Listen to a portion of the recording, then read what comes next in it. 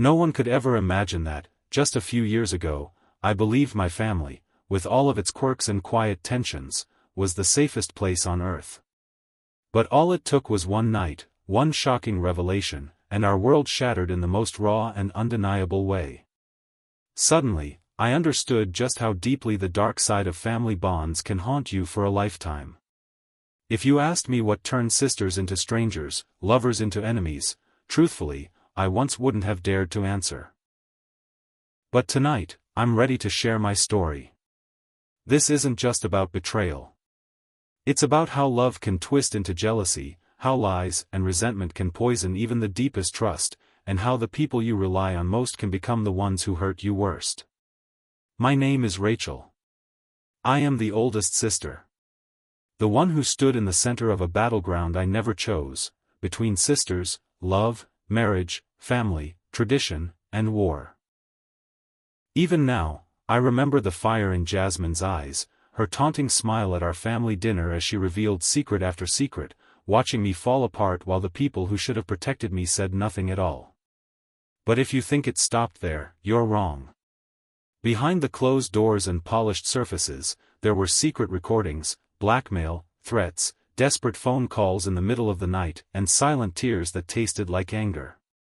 Betrayal wasn't just a moment. It was a storm that ripped us apart and left scars that still ache. Here's the truth, some wounds never fully heal. But some battles teach you what you're truly made of, and what you truly deserve.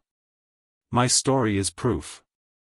This journey will take you through heartbreak, resilience, and more drama than I ever thought possible. If you ever believed family was always a safe haven, get ready to see what happens when that illusion is shattered, and what hope can rise from the ashes. Before we begin, let us know in the comments what city you're watching from. Enjoy the video. I wish I could tell you that betrayal comes with a warning. That you'll sense the poison sneaking in, like a chill at your back or a shadow creeping along the wall.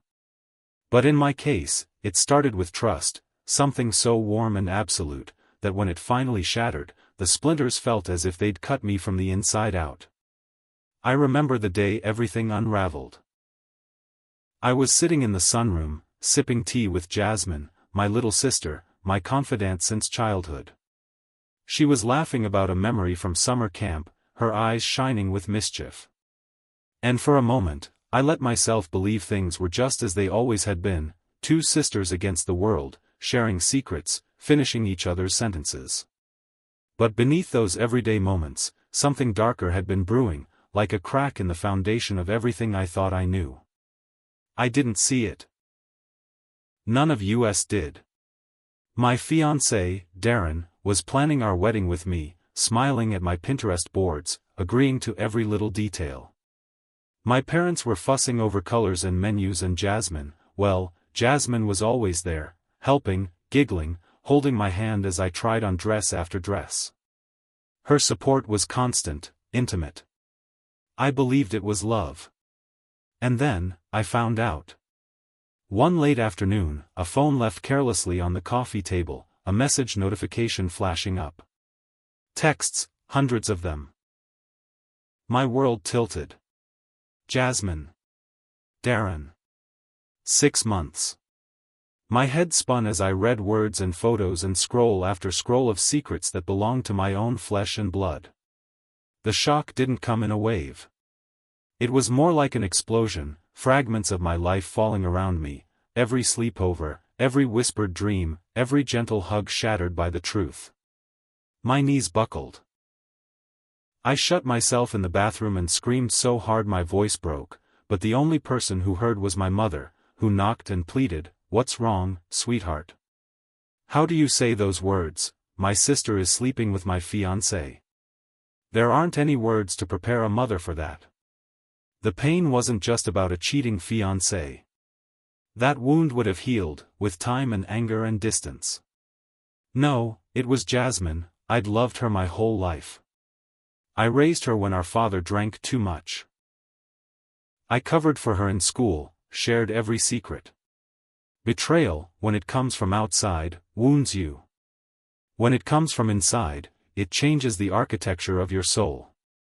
After that, my world became small and dark. Our family dinners turned into silent war zones, Jasmine meeting my eyes, unashamed, twisting her wedding ring, my mother bustling about and pretending nothing was wrong. My father lost in his own pain, awkwardly comforting me, "Sometimes these things just happen, honey. You'll find someone better." But everywhere I turned, there she was, Jasmine, radiant, 7 months pregnant and unapologetic, marrying Darren at the venue I had booked, waltzing through a reception filled with my vendors, my playlist, my dreams. Even the lace on her dress was my first choice. She turned my future into a trophy. The guests whispered, some with pity, some with envy, many with scorn. The family fractured. My parents tried to glue us together with forced brunches and "sisters are forever" cards, but the glue never set. Aunts took sides. Family friends, like Mrs. Chen next door, stopped waving when I watered my plants. My cousin Lexi, sweet but blunt, sat with me for hours, saying nothing but holding my hand as if holding me together. Grief and anger twisted inside me. I started questioning everything, even childhood memories. Was Jasmine jealous every time our parents praised me? Did Darren ever love me, or was it always Jasmine he wanted? The world seemed suddenly dangerous, every relationship a lie. I barely ate. I walked the city at night, clutching my phone, reading and rereading Jasmine's confessions in text until the screen blurred with tears. But something inside me refused to break. In the depths of my pain, I began to grow, anger hardened into resolve. With the help of my best friend Alyssa, fierce and loyal, who'd once bloodied the nose of a girl who bullied me in middle school, I slowly claimed parts of myself back. I stopped hiding at home. I started therapy. I went back to school, changed my number, and deleted every shared photo. Piece by piece, the life Jasmine tried to steal became my own again. But the scars remained. Family holidays weren't the same.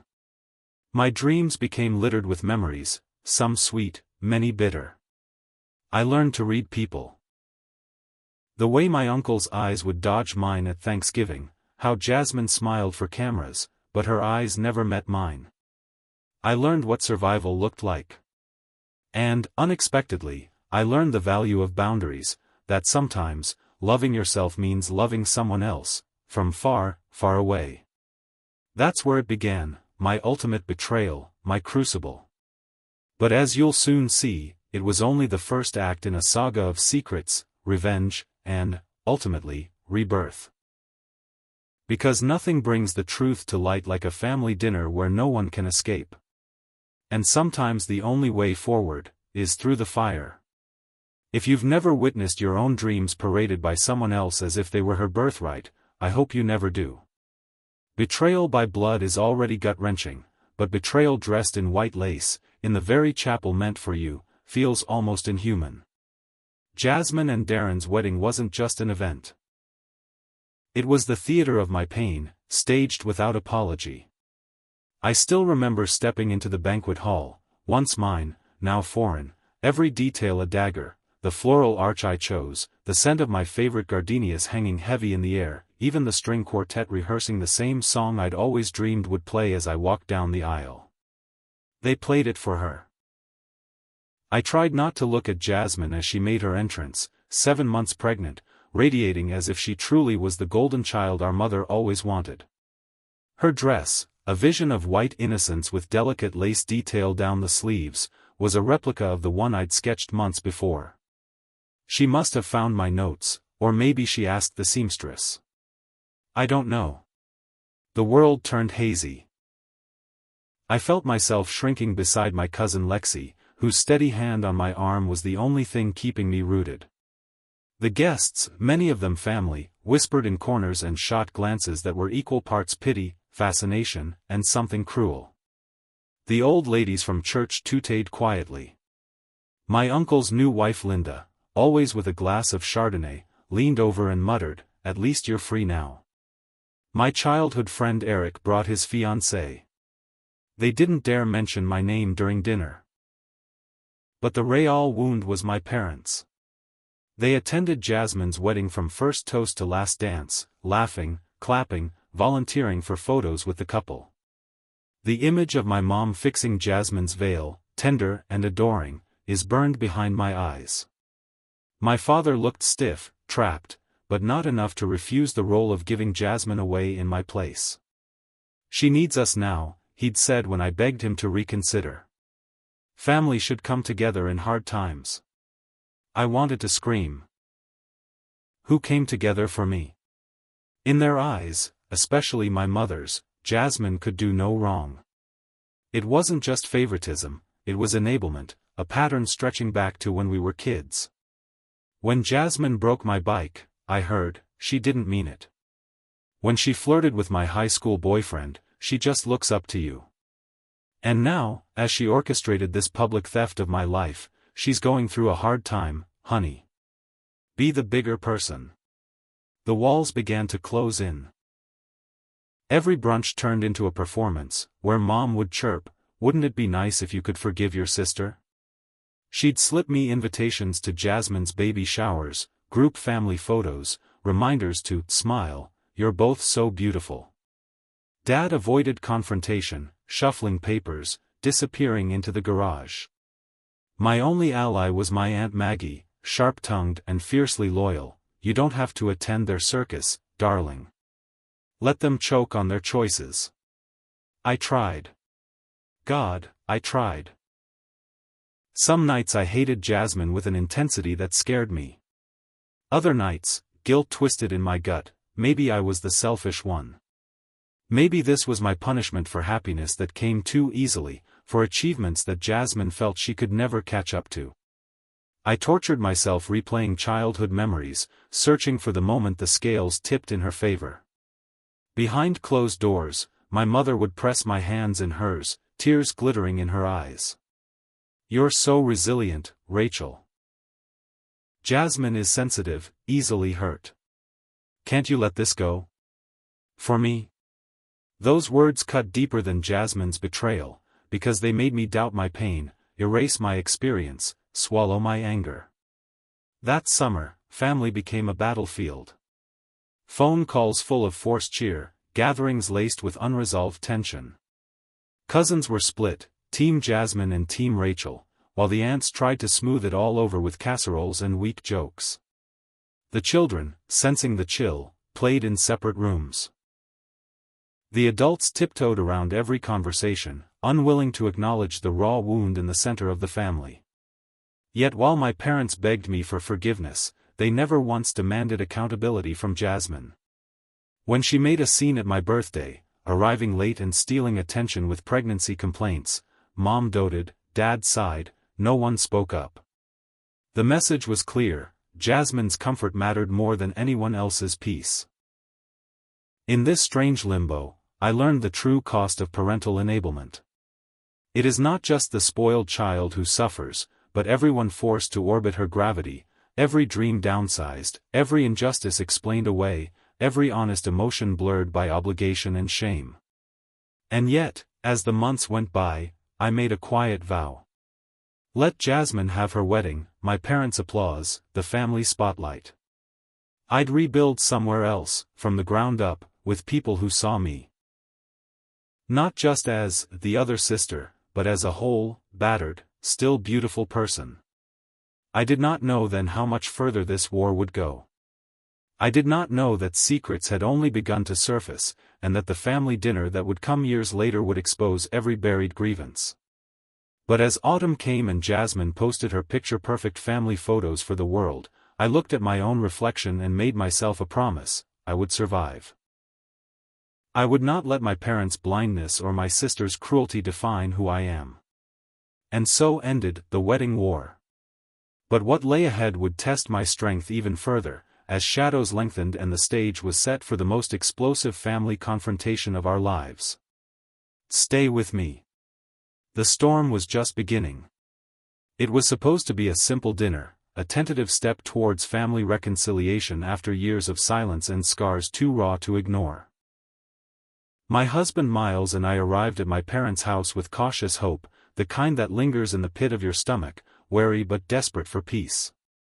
But that night, peace was the last thing anyone was going to find. Jasmine was already there, sitting across from me, her children playing quietly nearby like innocent bystanders in a war neither of us could avoid. Darren, the man who'd stolen my trust, now her husband, was nursing a drink with an air of desperate calm. As if he hoped to disappear into the wallpaper. My parents greeted us like everything was normal. But nothing was normal.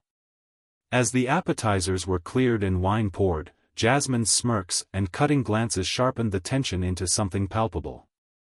She leaned over, a venomous whisper aimed just loud enough for me to hear, mocking my inability to have children. "Must be hard," she said, watching me carry the future while the past clings to you. I swallowed the urge to lash out. Miles squeezed my hand under the table, an anchor. The toast came, a tragic formality, but it was what came next that shattered the fragile calm.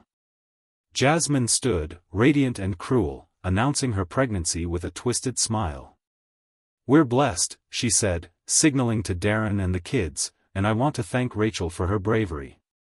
She's facing infertility with such courage, and I admire that." The room froze. My heart hammered. How could she weaponize my deepest pain with such precision? But then Miles stood, cool, unshakable, and his voice cut through the charged silence. "Actually, Jasmine, we have some news too." He revealed the twins we were expecting through IVF, the hostile takeover of Darren's company, and the extent of Darren's betrayals, the countless women, the finances, the lies. The prenup that would leave Jasmine with nothing but shadows. The room swirled, eyes darted, whispers erupted, phones buzzed. Darren's pale face was a mask cracking wide. Jasmine's confident smile faltered for the first time. Then Jasmine did what she always did, she retaliated with secrets, recordings of Miles and me, bribery threats, innuendos. She pushed all her chips onto the table, convinced she held the power. But I had grown too strong for games. I revealed my own evidence, hidden cameras, recordings, time-stamped confessions, and unveiled her calculated cruelty, including the sinister attempts on my pregnancy. The room's tension broke under the weight of truth. My parents looked bewildered, trapped between daughters who once shared laughter but now shared a chasm of pain. Jasmine's phone died mid-threat, and an ambulance's sirens echoed outside, an eerie reminder that real lives were at stake amid this drama. As the fallout settled, I felt a strange mix of exhaustion and relief. The family facade was gone, stripped away by lies, secrets, and undeniable truth. Yet beneath the wreckage, a seed of something new took root. That evening was more than confrontation, it was the reckoning of every hidden wound, every suppressed fear, and the beginning of a long, painful path toward healing. But the game was far from over. Behind Jasmine's shattered mask lay depths yet to be plumbed, and in the shadows, allies and enemies moved, ready to either build bridges or burn them entirely. Join me next time, as we dive deeper into the consequences that echoed far beyond that night, a tale of survival, strategy, and the unyielding fight for justice in a fractured family. The story unfolds, and the stakes have never been higher. The weight of truth can sometimes be too much for a family to bear. When the secrets spill out, not in whispers or quiet confessions, but in cold, undeniable evidence, it fractures the very foundation of what once seemed unbreakable. After that harrowing dinner, the chaos that followed wasn't a storm, but a relentless hurricane. Jasmine's carefully constructed facade began crumbling at a terrifying pace, exposing the raw and ugly truths buried beneath years of lies and manipulation. At first, there was disbelief. How could a sister who shared my childhood cherish vendettas so deeply that she'd cross every line imaginable? The video footage, the recordings of whispered threats, the admissions of deliberate sabotage. It was all too much to process. I found myself retracing every memory, searching for the moment that had become the sinister catalyst for this devastation. The poisoning confession, the coldest betrayal of all, loomed like a shadow. Jasmine, who once begged for empathy as a pregnant woman herself, had plotted to end my pregnancy, slipping something sinister into my drink at a family barbecue. The thought alone made me shudder, rage mixing with an aching sorrow that no words could contain. As these revelations unfolded, the fragile ties to my parents unraveled. Their silence, their denial, their years of enabling Jasmine's toxic behavior came into sharp focus. They had stood by, watching, hoping, perhaps pretending, that love alone would heal wounds inflicted by silence. But love can't fix what it refuses to see. My mother's tears, real, for once, did nothing to erase the years of pain. My father's quiet regret was a bitter echo of the past he wished he'd changed. I could no longer plead for understanding, instead, I held them to account for the chaos they enabled. Jasmine's world dissolved around her. Her children were taken from her custody, placed under the care of our aging parents who now tried to protect what innocence was left. The specter of Child Protective Services was the line no one dared to cross until forced by necessity. Miles became my steadfast shield, balancing love and justice with a resolve I admired daily. His work unraveled Darren's web of financial deceit, while standing firm against Jasmine's endless attempts to discredit and destroy. Together, we fought not just for justice but for the fragile hope of rebuilding. Throughout the legal battles and court hearings, I felt the raw pulse of betrayal and the cold mechanisms of retribution. Jasmine's refusal to admit guilt, her manipulative courtroom theatrics, even as the evidence crushed her defenses, it was a tragic display of a soul lost in its own darkness. But amidst the ruin, there was growth. I learned how to forge boundaries where there had been pain. I vowed to shield my children not from their family history, but from the toxic shadows that no longer had a place among us. The twins, Alyssa and Noah, small and fragile in the NICU, became symbols of a new beginning. Despite the trauma, their laughter now fills my home, a testament to survival and love's resilience. Yet, the scars remain. Etched not only in memory but in the hidden spaces of family rooms, in the hushed phone calls between concerned relatives, in the quiet afternoons spent comforting a heart that knows too much. Our parents began their own journey of reckoning, confronting decades of denial and favoritism in therapy, a painful but necessary pilgrimage towards healing. Jasmine's imprisonment marks a chapter of punishment but also one of reflection.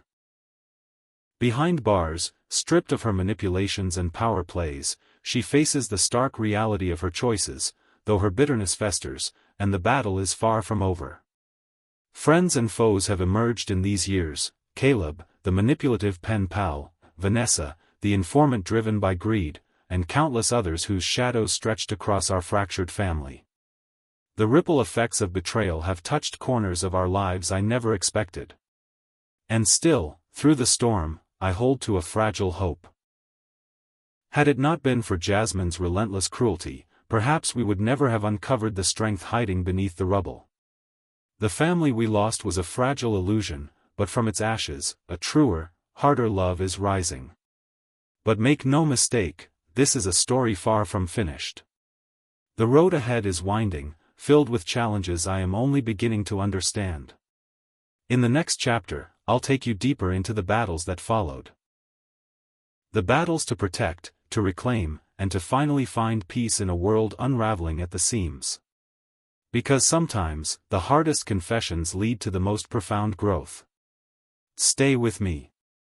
The journey continues. The aftermath of betrayal is never clean. It isn't a neat line between victim and perpetrator, but a messy, tangled spiral that drags everyone into its chaos, shattering lives, dreams, and sometimes even sanity.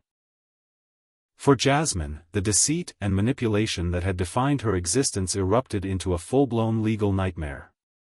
Identity theft, harassment, stalking, charges stacked like stones on her already crumbling world.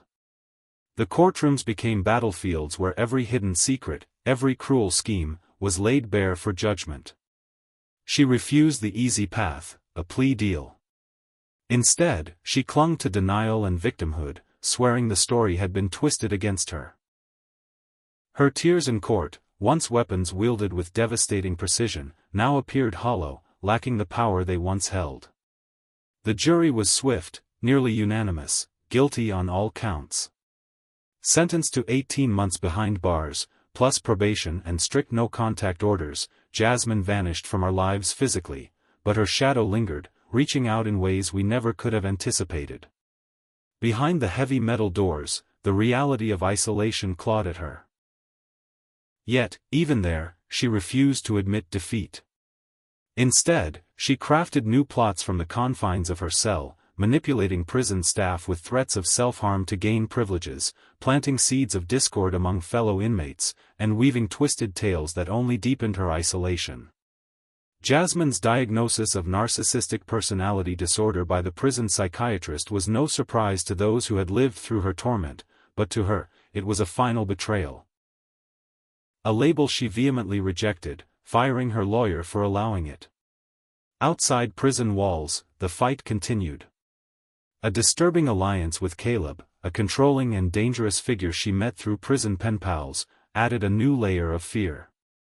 Caleb's obsessive stalking, the draining of family resources, his threats and intimidation, all became part of an ongoing nightmare. Our parents, once enablers, were now beleaguered protectors, caught helplessly between their fractured daughters and the children caught in the crossfire. Anxiety shadowed their days, their once vibrant presence dimmed by the weight of mistrust and fear. Miles and I fortified our lives, hiring security, changing routines, and safeguarding our children's innocence as best we could. Every step was painstakingly documented, every threat carefully met with legal action. Yet even amid this relentless storm, threads of humanity emerged.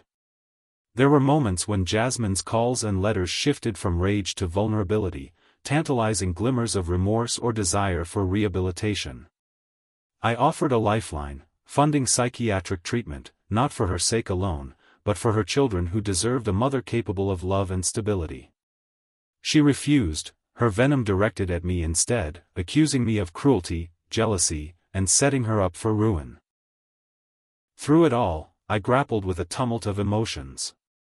Hatred, sorrow, exhaustion, and, surprisingly, a sliver of compassion. How much of her spiral was pain twisted by years of enabling? How much was a heart turned cold by its own cruelty? The children, her children, became innocent casualties, showing signs of trauma but slowly healing in safe hands. Their fragile resilience was a bittersweet reminder that even shattered families could find a path forward. Legal battles raged, but so did healing. Jasmine's attempts to extend her influence through frivolous lawsuits, memoirs spun from falsehoods, and social media warfare were steadily dismantled by truth, and the unyielding support surrounding Rachel and Miles. In this crucible of conflict, our family's darkest chapter became a story of survival. Not perfect, not without scars, but real. As Jasmine's sentence extended, our parents confronted decades of painful enabling in therapy, striving to break the cycle for the sake of the grandchildren. And the question hung in the air, heavy as a sigh in a silent room: could redemption ever be possible? Could one who had caused so much pain find a way back to healing? Or was this cycle destined to repeat, breaking and rebuilding until there was nothing left but ashes? As I write this, I hold to hope, the delicate, stubborn hope. That even in chaos, transformation is possible. But the journey is far from over.